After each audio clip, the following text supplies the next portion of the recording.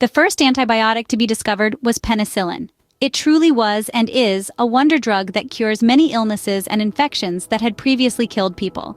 Penicillin was developed due to many factors, including the work of Fleming, Florey, and Chain, and their teams of scientists. Since 1945, new antibiotics have been developed which kill other bacteria that cause disease and infection. It is estimated that antibiotics have saved the lives of over 200 million people. The discovery of penicillin was therefore a huge breakthrough in medical treatment. Fleming began medical research at St. Mary's Medical School soon after he qualified as a doctor. He served in the Army Medical Corps during the First World War, where he continued his research into infections.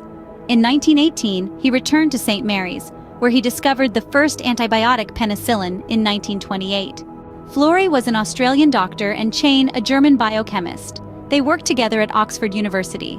They furthered Fleming's research on penicillin from 1938, including testing it and working out how to mass-produce it. Florey, Chain, and Fleming won the Nobel Prize for Medicine in 1945 for the discovery of penicillin.